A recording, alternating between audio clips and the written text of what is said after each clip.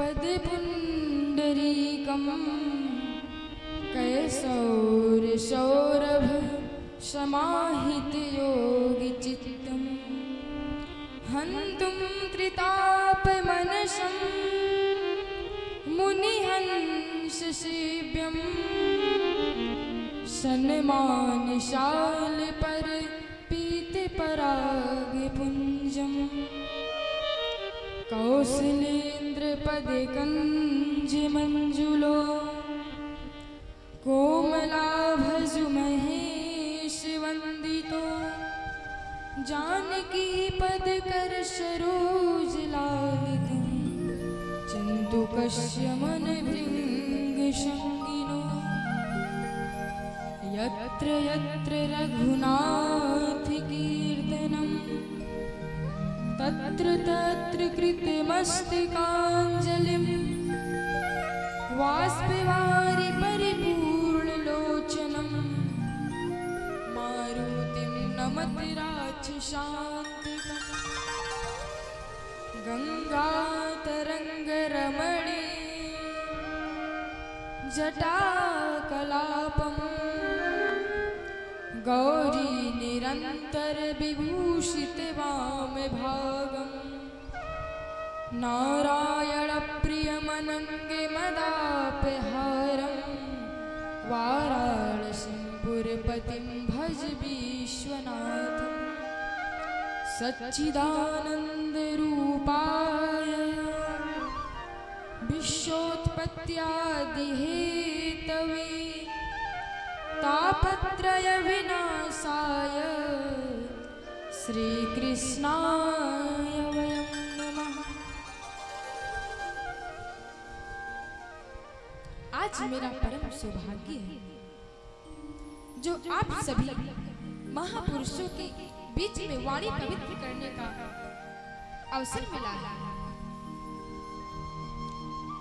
मैं अपने पूज्य पिताश्री एवं बाबा श्री के चरण कमलों में प्रणाम करते हुए एवं आप सभी के हृदय में विराज रहे मेरे आराध्य देव श्री सीताराम जी के चरणों को प्रणाम करते हुए एवं आप सभी महापुरुषों के चरणों को प्रणाम करते हुए मैं अपनी वाणी को पवित्र करने जा रहा हूँ।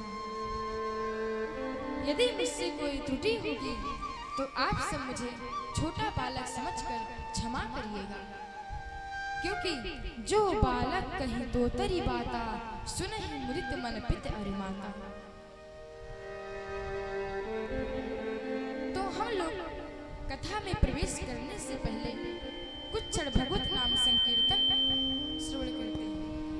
मेरे तो आधार सीताराम के चरणार बिंद, मेरे तो आधार सीताराम के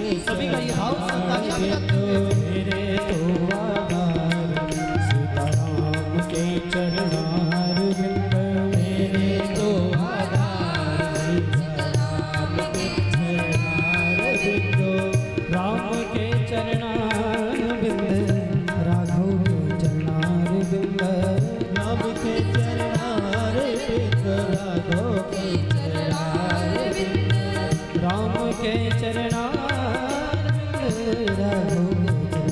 बिंद, राघव के चरणार बिंद, राघव के सभी का ये भाव मेरे तो आधार सीताराम के चरणार बिंद, मेरे तो आधार सीताराम के चरणार बिंद।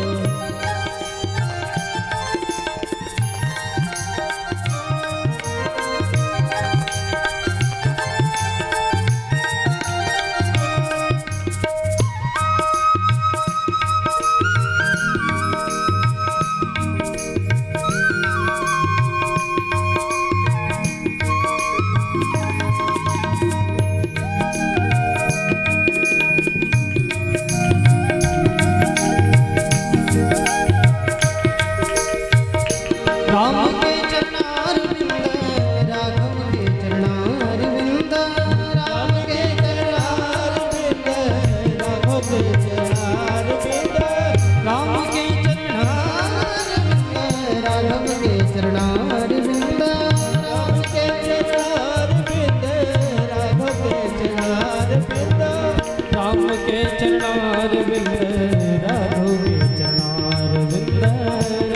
के चरणारविंद राम के चरणारविंद मेरे तो वाला सीताराम के चरणारविंद मेरे तो वाला सीताराम के चरणारविंद मेरे तो वाला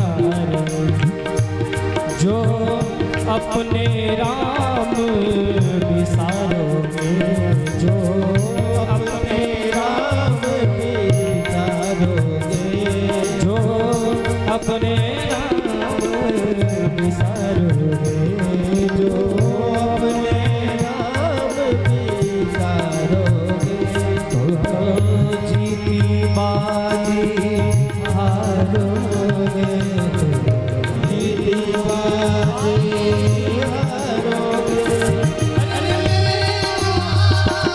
सीताराम के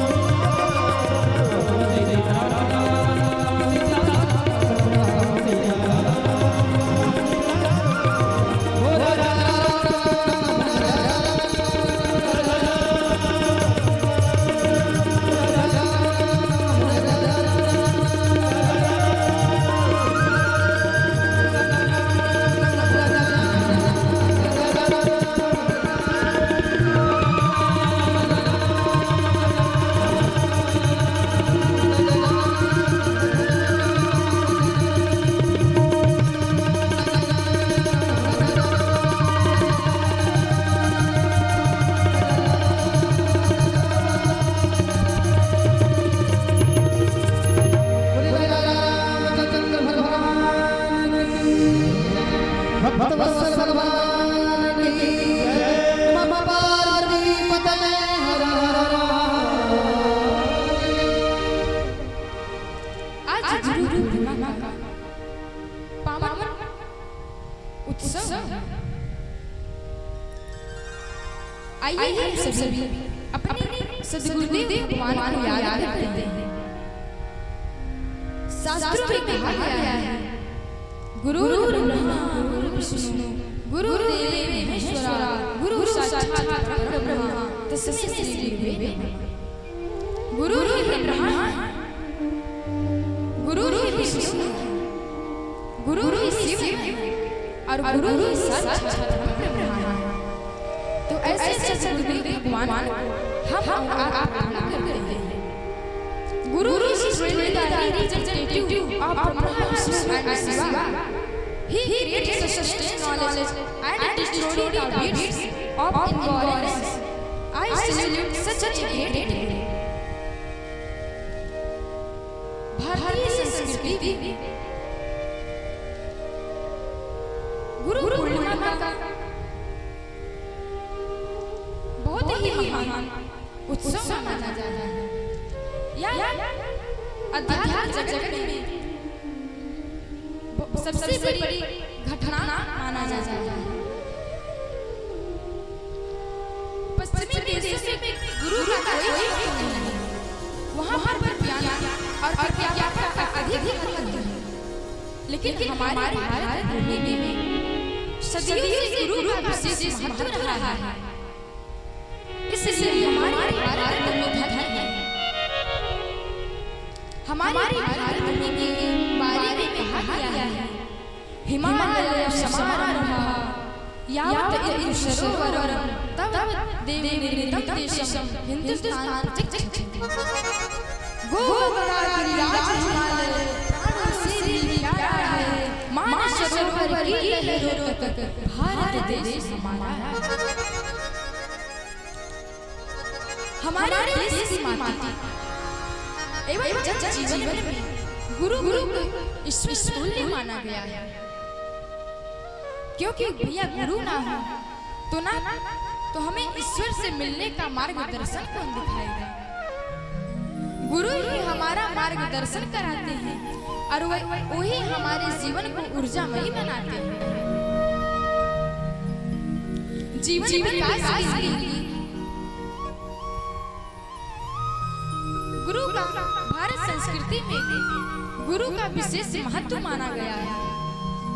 गुरु की सानिध्य, प्रवचन, आशीर्वाद एवं अनुग्रह जिसके भाग्य में मिल जाए उसका तो जीवन धन्यता से भर जाता है। क्योंकि अगर गुरु ना हो तो ना हम मार्गदर्शन कर सकते हैं और ना ही परमात्मा दर्शन कर सकते हैं।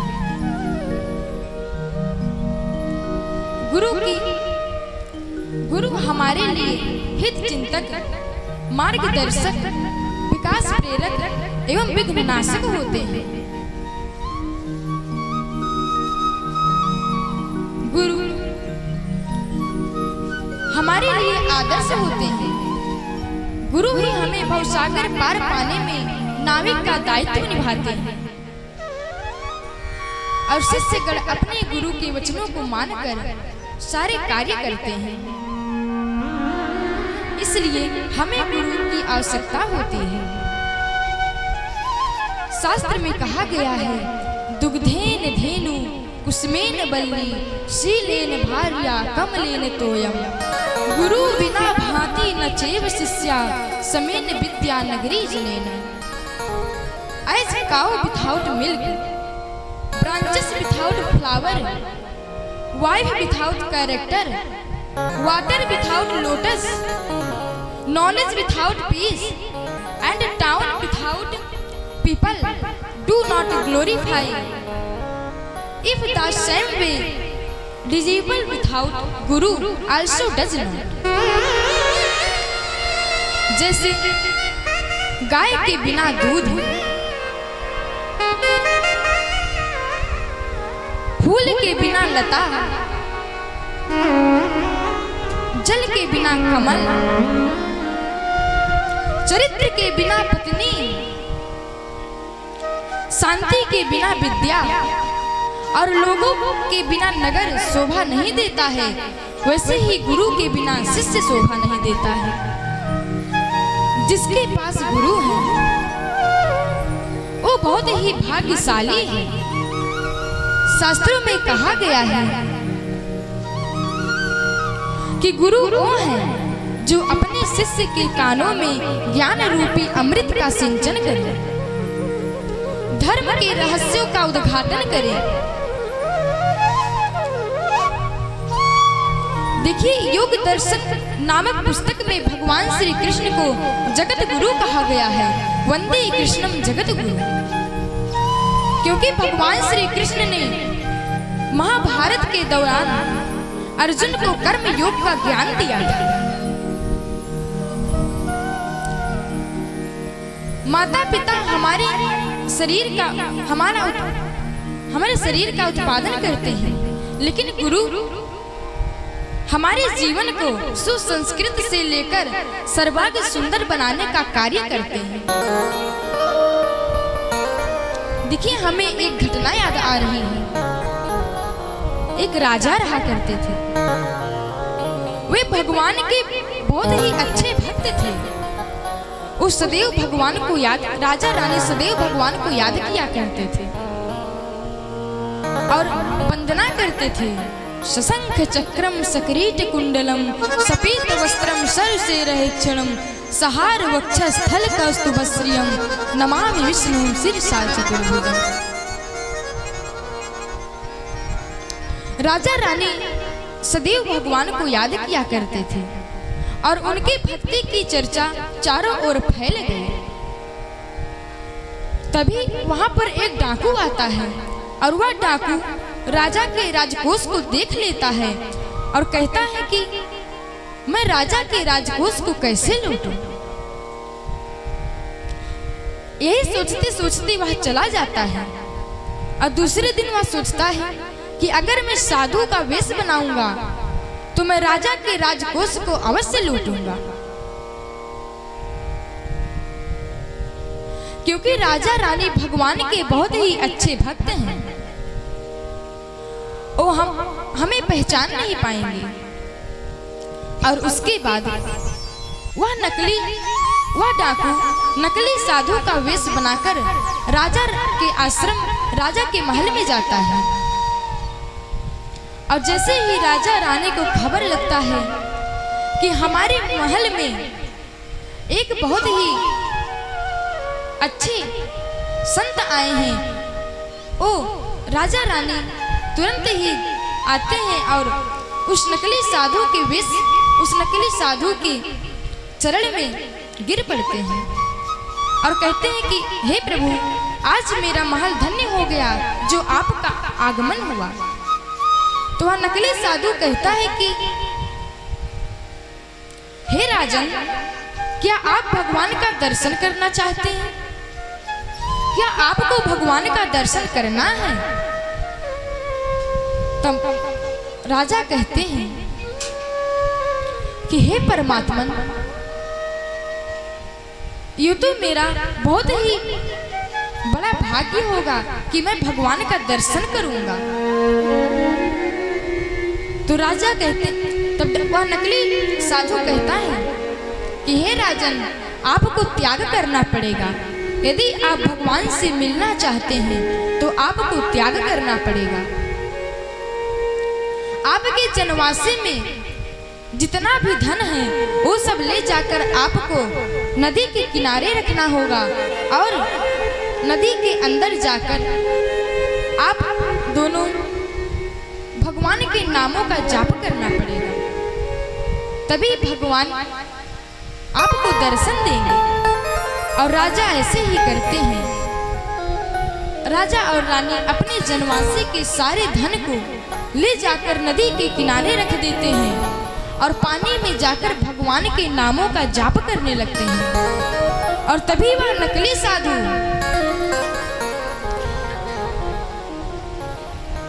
आता है, एक नाव को बुलाता है और उसमें सारे धन को लाद देता है और बीच मझधार में पहुंच जाता है। और यह सब देखकर भगवान से रहा नहीं जाता और भगवान राजा रानी के सामने प्रकट हो जाते हैं और कहते हैं कि हे राजन, जिसे आप अपना गुरु समझ रहे हो वो गुरु नहीं है, वो तो एक डाकू है जो आपके धन लूटने के लोभ में आया है। लेकिन राजा रानी सोचते हैं कि मैं पहले किसको प्रणाम करूं? अपने गुरु को प्रणाम करूं जिन्होंने मुझे भगवान से मिलाया है, या मैं भगवान को प्रणाम करूं? तो राजा सोचते हैं मेरे गुरु चाहे जैसे ही हो, चाहे वो डाकू है चाहे जो है, लेकिन उन्होंने मुझे भगवान से मिलाया है, इसलिए मैं सबसे पहले अपने गुरुदेव को ही प्रणाम करूंगा। और उसके बाद राजा रानी अपने गुरुदेव के चरणों को प्रणाम करते हैं। आइए हम सब एक भजन श्रवण करते हैं, उसके बाद आगे की कथा हम लोग श्रवण करेंगे। मेरे मन की दुविधा तारी रे, मेरे मन की दुविधा तारी रे, गुरु चरण कमल बलिहारी रे, गुरु चरण कमल बलिहारी रे, गुरु चरण कमल। मेरे मन की दुविधा तारी रे, मेरे मन की दुविधा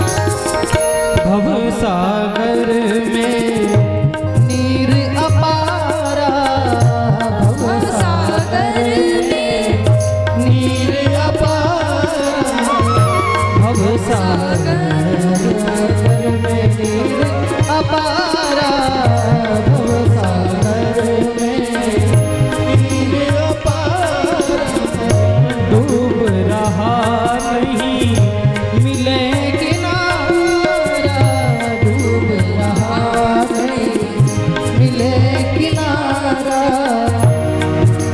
हर पल में लिया उबारी रे मोहे पल में लिया उबारी रे गुरु चरण कमल बलिहारी रे गुरु चरण कमल बलिहारी रे गुरु चरण कमल मेरे मन की दुविधा तारी रे मेरे मन की दुविधा तारी रे गुरु चरण कमल बलिहारी रे गुरु चरण कमल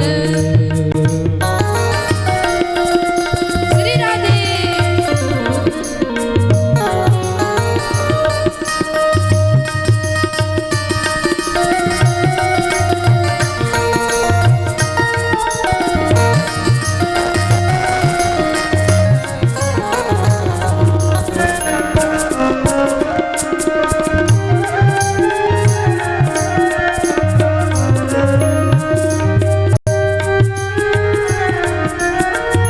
काम क्रोध मद लोभ लुटेरे काम क्रोध मद लोभ लुटेरे काम क्रोध मद लोभ लुटेरे काम क्रोध मद लोभ लुटेरे जन्म जन्म के बैरी मेरे जन्म जन्म के बरी रे सबको दीना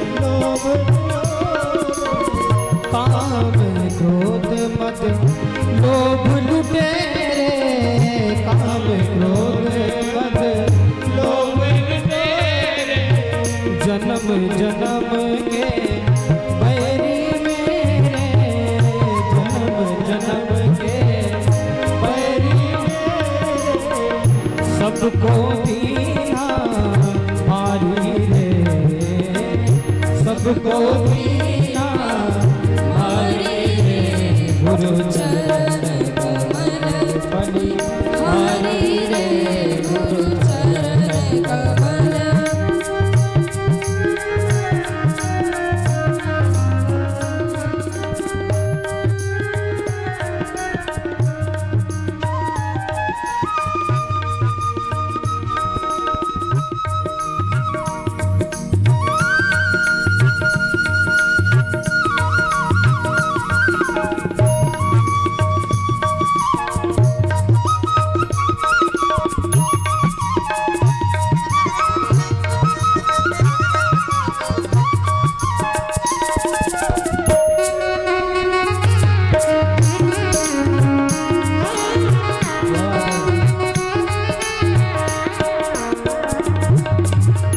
भेदभाव सब दूर कराया, भेदभाव सब दूर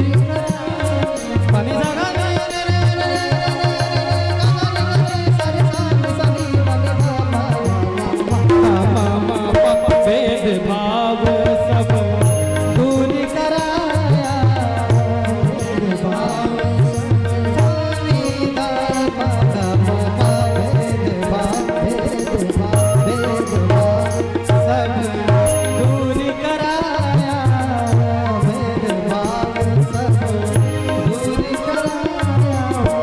पूरन ब्रह्म एक दर्शाया, पूरन ब्रह्म एक दर्शाया, घट घट ज्योति निहारी रे, घट घट ज्योति निहारी रे, गुरु चरण कमल बलिहारी रे, गुरु चरण कमल बलिहारी रे, गुरु चरण कमल बलिहारी रे, गुरु चरण कमल बलिहारी रे, गुरु चरण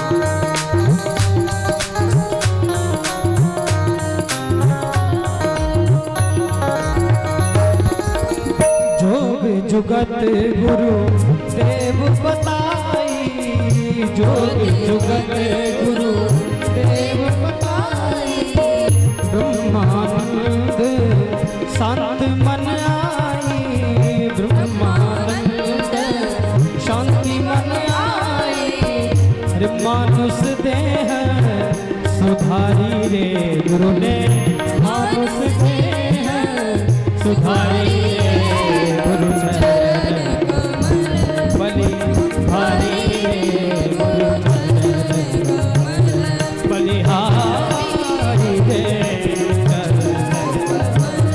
बलिहारी रे, मन की दुविधा तारी रे, मेरे मन की दुविधा तारी रे, गुरु चरण कमल बलिहारी रे, गुरु चरण कमल बलिहारी रे, गुरु चरण कमल, गुरु चरण कमल, गुरु चरण कमल।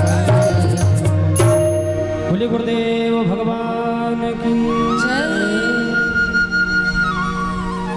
श्री रामचरित मानस में पूज्य पाद गोस्वामी श्री तुलसीदास जी गुरुदेव की वंदना करते हैं। बंदो गुरुपद पदुम परागा, सूरज सुभाष सरस अनुरागा। उसके बाद गोस्वामी जी गुरुदेव के नाखूनों की वंदना करते हैं। श्री गुरुपद नखमनि गण ज्योति सुमिरत दिव्य दृष्टि ही होती। और उसके बाद गुरुदेव के चरण रज की वंदना करते हैं। गुरुपद रज मृदु मंजिल अंजन नयन अमीय दृग दोष विभंजन। देखिए रज अर्थात धूल। अगर धूल किसी की आंखों में पड़ जाता है तो खुली हुई आंख बंद हो जाती है, लेकिन वही धूल अगर गुरुदेव के चरण कमलों से मिलकर आपके नेत्रों में चला जाए तो वही बंद हुई आंखें खुल जाती हैं, अंजन बन जाती हैं। पुराने समय में लोग अंजन लगाते थे तो उन्हें पहाड़ों के नीचे और जमीनों के नीचे पर क्या क्या गड़ा है ये सब दिख जाता था। यहाँ पर कौन सा खजाना गड़ा है, कहाँ पर कौन सा खजाना गड़ा है। देखिए अगर हम गुरुदेव के चरण रज रूपी अंजन अपने नेत्रों में लगाएंगे तो इससे फायदा क्या होगा? इससे फायदा ये होगा, सूझा ही राम चरित मन माणिक गुप्त प्रकट जो जहाँ जस खाने। हमें श्री रामचरित मानस में भगवान श्री रामचंद्र जी के जीवन के मणि माणिक के गुप्त प्रसंग हमें आसानी से दिखने लगेंगे। उसके बाद बाबा जी अवधपुरी की वंदना करते हैं। बंदो अवधपुरी अति पावन। देखिए अवधपुरी के साथ साथ सरजू जी की भी वंदना करते हैं। मनवंतर शास्त्र में कहा गया है, मनवंतर सहस्त्रेषु काशीवासेषु यत् फलम तद फलम संप्राप्तनोति सरजू दर्शने कृते। एक कल्प काशी बसे मथुरा कल्प हजार, एक निमिष सरजू बसे तुले न तुलसीदास। देखिए कनक भवन की बहुत ही प्यारी महिमा है। कनक भवन की मुझे एक बहुत ही अच्छी पुरानी घटना याद आ रही है। देखिए कनक भवन में एक घोड़ी रहा करती थी। वह बहुत ही सुंदर घोड़ी थी। उसे राम जी के चरण से बहुत ही प्रेम था। जब कनक भवन में सब संत बिहारी जी का दर्शन करने के लिए आते तब वो उस घोड़ी का भी दर्शन करते। और जब सब लोग सीताराम बोलते तब वह घोड़ी अपना सिर हिलाती। और जगन्नाथपुरी में जब भगवान की रथ यात्रा निकलती, भगवान की सभी मूर्तियां विमानों पर बैठाई जाती, तो उस रथ यात्रा में वह घोड़ी भी जोती जाती थी। और धीरे धीरे समय बीतता गया। वह घोड़ी वृद्ध हो गई, बूढ़ी हो गई। अब उसमें इतना सामर्थ्य नहीं है कि वो रथ यात्रा में जोड़ी जाए। तो कनक भवन के मैनेजर ने सोचा कि अब मैं इस घोड़ी को रखकर क्या करूंगा, लाओ मैं इसे फिर से टीकमगढ़ भेज देता हूँ। अच्छा देखिए टीकमगढ़ क्यों, उस घोड़ी को टीकमगढ़ क्यों भेज रहे हैं? क्योंकि टीकमगढ़ के राजा ने ही कनक भवन को बनवाया था।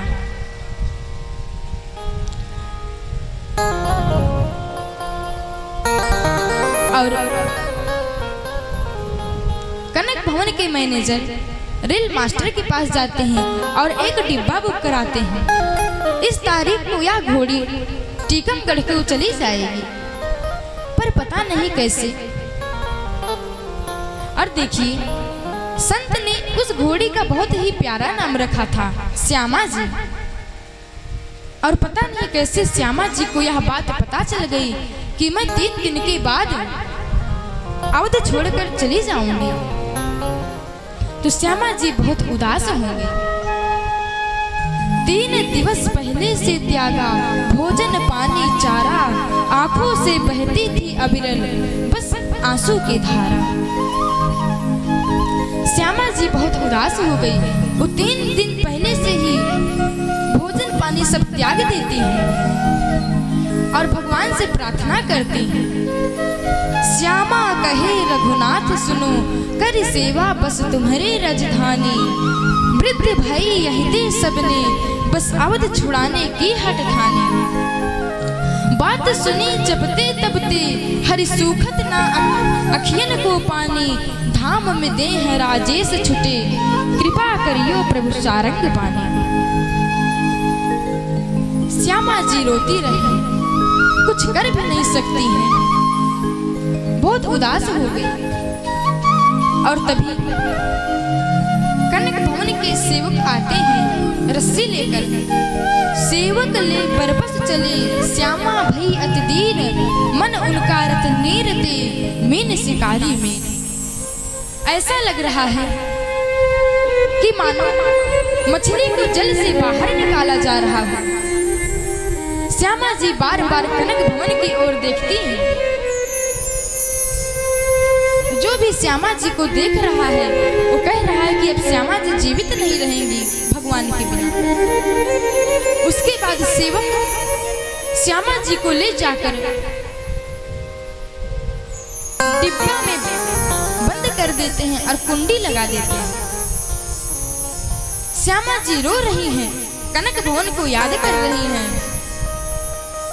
और जब सेवक आते हैं तो वो कनक भवन के मैनेजर से कहते हैं कि हे मालिक, हमको लगता है कि अब श्यामा जी जीवित नहीं रह पाएंगी।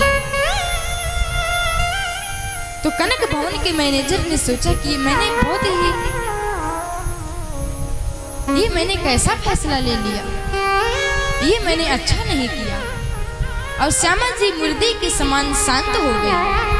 मुर्दे के समान थी शांत पड़ी, पर उससे देह न छोड़ा गया।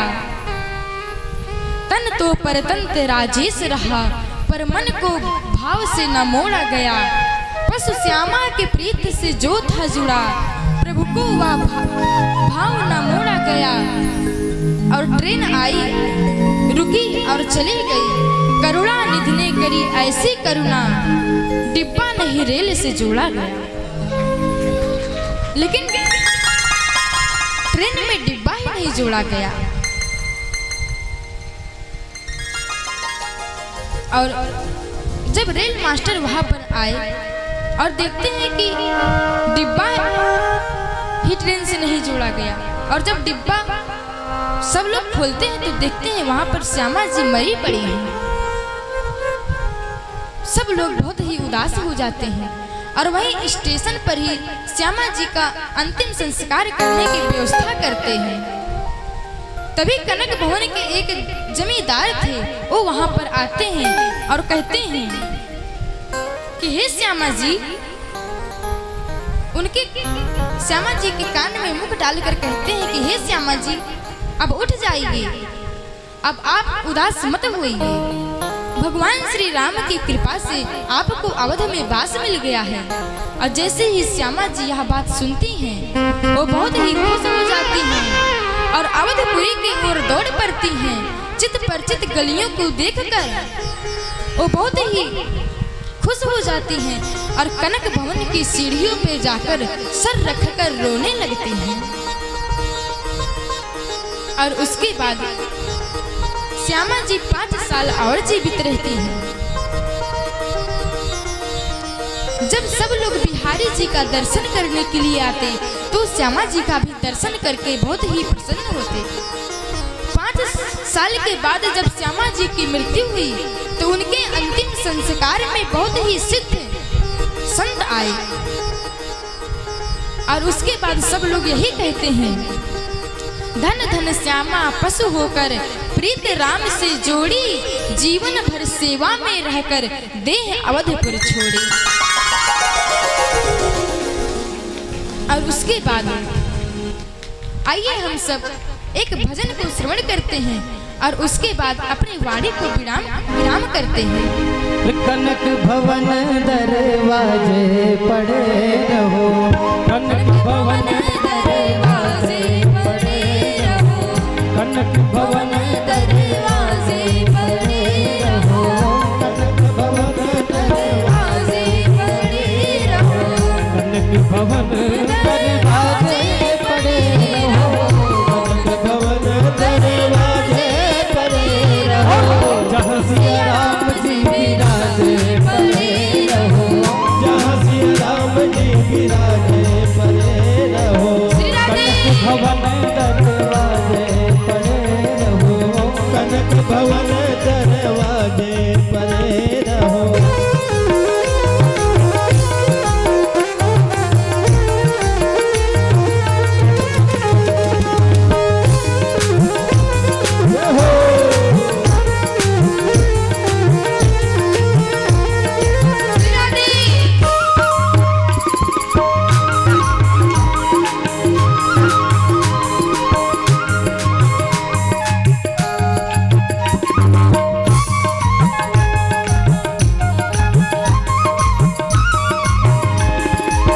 सुघर सोपान द्वार सुहावे, सुघर सोपान द्वार सुहावे, छटा मनोहर मोहे मन भावे, छटा मनोहर मोहे मन भावे, सुंदर शोभा साजे पड़े रहो, सुंदर शोभा साजे पड़े रहो, कनक भवन दरवाजे पड़े रहो, कनक भवन दरवाजे पड़े रहो, जहाँ सिया राम जी विराजे पड़े रहो, जहाँ सिया राम जी विराजे पड़े रहो, जहाँ सिया राम जी विराजे पड़े रहो, कनक भवन दरवाजे पड़े रहो, कनक भवन दरवाजे पड़े रहो।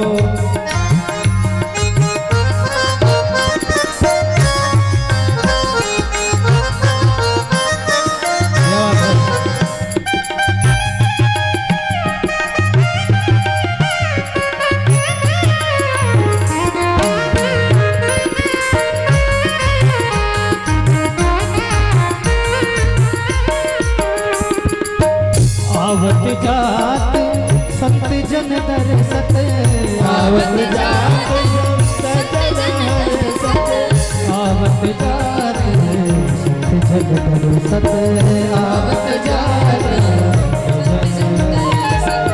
आवत जात संत जन दरसत, आवत जात संत जन दरसत, दर्शन करके सुजन मन हरसत, दर्शन करके सुजन मन हरसत, देखत कलिमल भागे पड़े रहो, देखत कलिमल भागे पड़े रहो, कनक भवन दरवाजे पड़े रहो, कनक भवन दरवाजे पड़े रहो।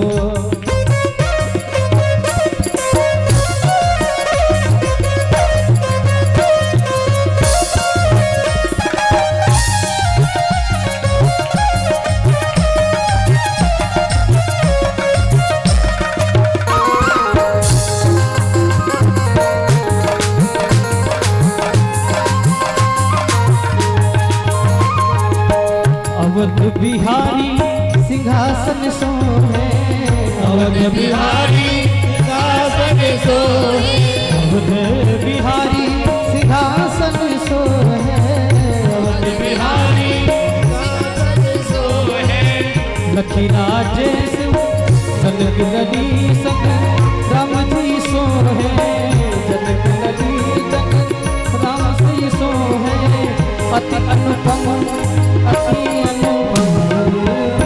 अनुपम छवि छाजे पड़े रहो, अति अनुपम छवि छाजे पड़े रहो, जहाँ सिया राम जी विराजे पड़े रहो, जहाँ सिया राम जी विराजे पड़े रहो, कनक भवन दरवाजे